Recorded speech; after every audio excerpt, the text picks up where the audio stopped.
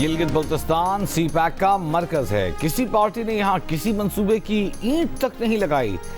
जिस जीबी को मैं सीने से लगा कर रखता था, एयरपोर्ट के बाहर उसकी सड़कों का हुलिया देखा तो अफसोस हुआ।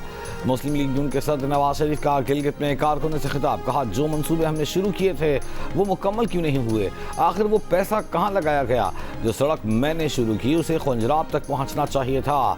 नवाज शरीफ का कहना था कि वोट मिलता है या नहीं अल्लाह जानता है, हम आपको उन चीज़ों से महरूम नहीं कर सकते। आप वोट देंगे या नहीं देंगे, मैं तब भी आपके लिए बात करूंगा। शहबाज शरीफ और मरियम नवाज दोनों को कहूंगा कि यहाँ आएँ, एयरपोर्ट को बड़ा करके यहाँ बोइंग तैयारे आने चाहिए थे। शहबाज शरीफ से कहूंगा कि एयरपोर्ट को बड़ा करें। मैं हर दूसरे तीसरे महीने यहाँ आता जाता रहूँगा और मनसूबों की निगरानी करूँगा।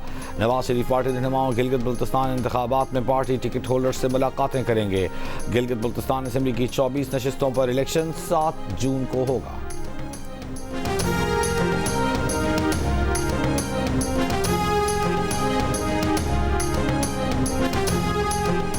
गिलगित बल्तिस्तान में इंतखाबी गहमा इंतखाबी मुहिम के सिलसिले में पीपल्स पार्टी का GBA 7 स्कर्दू में जलसा।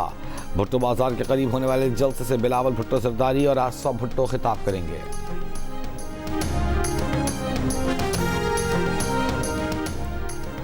बाप नाबालिग बच्चे के मुस्तकबिल के नान नफ़क़े का हक किसी मुआहदे के जरिए ख़त्म नहीं कर सकता। लाहौर हाई कोर्ट का हुक्म। अदालत ने मुआहदे की बुनियाद पर बच्चे का नान नफ़क़ा ख़त्म करने की बाप की अपील खारिज कर दी। बच्चे के नान नफ़क़े से मुताल्लिक़ ट्रायल कोर्ट का फैसला दुरुस्त करार दे दिया। अदालत ने रिमार्क्स दिए कि मुआहदे के तहत शौहर बच्चे के नान नफ़क़े से मुताल्लिक़ 60,000 रुपये अदा करेगा। माली तंगी भी बाप की नान नफ़क़े की जिम्मेदारी ख़त्म नहीं कर सकती। ये मुस्तक़िल जारी रहने वाला फरीज़ा है। किसी निजी मुआहदे या राज़ीनामे से नाबालिग बच्चे का नान नफ़क़े का हक़ ख़त्म नहीं किया जा सकता। ये बाप पर सिर्फ कानूनी नहीं बल्कि अखलाक़ी और मजहबी जिम्मेदारी भी है। गैर अदाशुदा नान नफ़क़ा बाप पर काबिल निफाज फ़र्ज़ है जो ख़त्म नहीं हो सकता।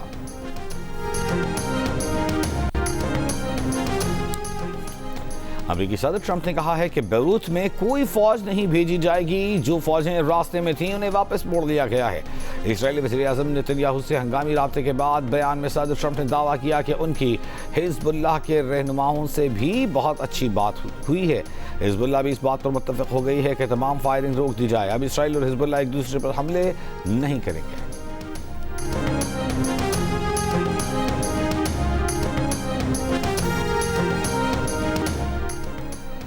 अमेरिकी सदर ट्रंप के इसराइल हिज़्बुल्लाह जंगबंदी के ऐलान के बाद इसराइल का जनूबी लेबनान पर हमला, फ़ज़ाई कार्रवाई और गोलाबारी। सौर में इमारत के मलबे से 2 ज़ख्मियों को निकाल लिया गया। रिपोर्ट्स के मुताबिक बरवानिया में पूरा लेबनानी ख़ानदान शहीद हो गया।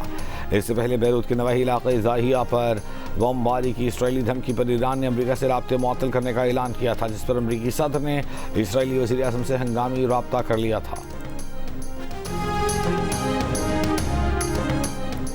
वाशिंगटन में लेबनानी सिफारत खाने का कहना है कि हिज़्बुल्लाह ने बाहमी जंगबंदी की अमरीकी तजवीज़ कबूल कर ली।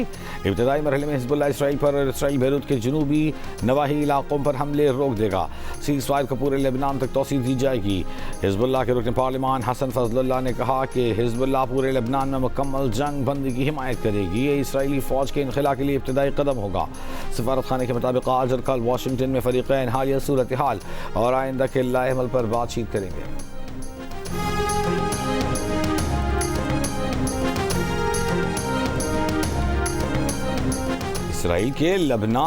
इसराइल ने लेबनान पर हमले जारी रखे तो अमरीका से मुज़ाकरात रोक देंगे।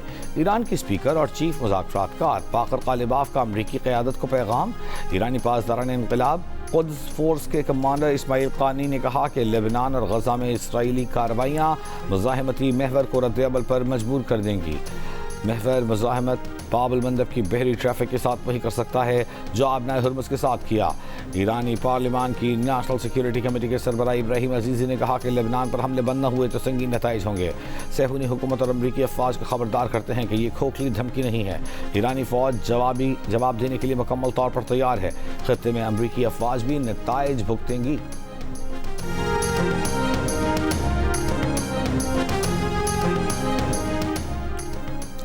चीन ने जदीद टेक्नोलॉजी से ज़राई शोबे में नुमाया तरक्की हासिल की। सिंध चीन की जदीद ज़राई टेक्नोलॉजी से फ़ायदा उठाते हुए जिद्दत लाना चाहता है। सिंध हुकूमत कम पानी में ज़्यादा पैदावार हासिल करने के मंसूबों पर काम कर रही है। वज़ीर आला सिंध मुराद अली शाह की चीन के काउंसिल जनरल यांग यूंग रूंग से मुलाकात में चीनी सरमायाकारी और मुश्तरका तरक्याती मंसूबों का खैर मक़दम। ज़राई माहिरीन की टीम के जल्द चीन का दौरा करने का ऐलान। सिफारती ताल्लुकात के 75 साल मुकम्मल होने पर एक दूसरे को मुबारकबाद। वज़ीर आला सिंध ने चीनी काउंसिल जनरल को अजरक और सिंधी टोपी पहनाई। चीनी काउंसिल जनरल का कहना था कि सिंध में क़याम के दौरान मिलने वाली मोहब्बत और मेहमान नवाजी हमेशा याद रहेगी। सोमाली कज़ाकों के हाथों ऑयल टैंकर के हमले के अगवा को 6 हफ्ते से ज्यादा हो गए। 10 पाकिस्तानियों समेत किसी यरगमाली को अब तक रिहा नहीं करवाया जा सका। हमले के रुकन यासिर खान का नया वीडियो बयान सामने आ गया। यासिर खान ने कहा है कि 42 दिन से वो और उनके साथी बदहाली का शिकार हैं। सदर और वजीर आजम से यरगमालियों की जल्द रिहाई के लिए इक़दाम की भी अपील।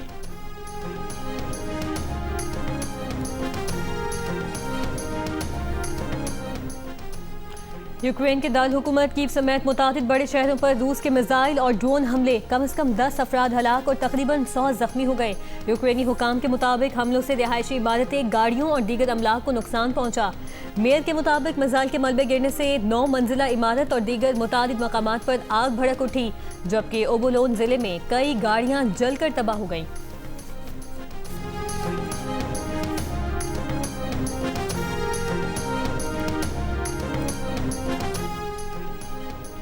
ताइवान की फ़ज़ाइया का तरबती तैयारा T-34 एयरबेस के करीब तरबती मश्क के दौरान गिरकर तबाह हो गया। तैयारे में सवार दोनों पायलट हलाक हो गए। वज़ारत दिफा के मुताबिक हादसा इंजन फेल होने की सूरत में बहिफाजत लैंडिंग की फर्जी मश्क के दौरान पेश आया। तहकीकात के लिए खुसूसी टीम तश्कील।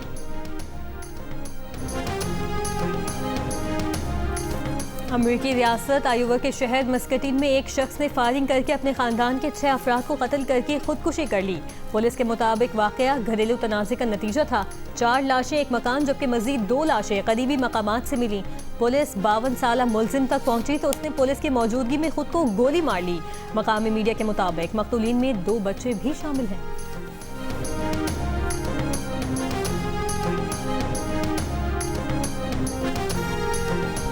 इसराइली खुफिया एजेंसी मोसाद के नए सरबराह की तकरीर पर इख्तलाफात। इसराइली मीडिया के मुताबिक मोसाद के बैनुल-अक़वामी उमूर शोबे प्यूल के सरबराह ओहदे से मुस्ताफ़ी हो गए। मोसाद के नए सरबराह वज़ीर आज़म नेतन्याहू के करीबी दोस्त हैं। यूरोप की सबसे बड़ी असलहा नुमाइश में इसराइल की शिरकत पर फ्रांस ने पाबंदी लगा दी। फैसले से इसराइली वज़ारत दिफा को आगाह कर दिया। असलहा नुमाइश इस माह के आखिर में पेरिस में होनी है।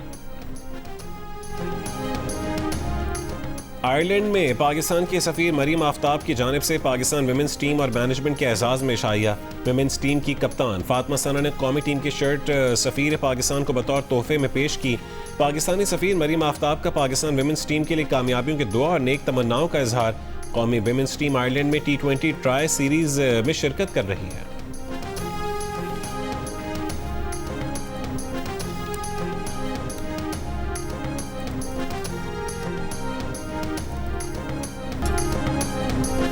कराची के इलाके गुलिस्तान जौहर में पुलिस की कार्रवाई। मतलूब मनशियात फरोश शीरीना को दोनों बेटों के हमराह गिरफ्तार कर लिया।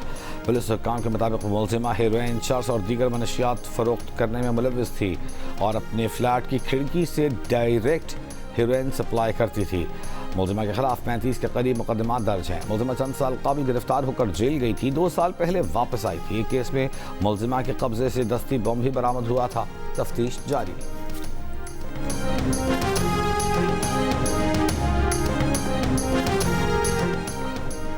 और पाकिस्तान और ऑस्ट्रेलिया के दरमियान दूसरा वनडे मैच आज कज़ाफी स्टेडियम लाहौर में खेला जाएगा। पाकिस्तान को ऑस्ट्रेलिया के खिलाफ 3 मैचेस की सीरीज में 1-0 की बरतरी हासिल है।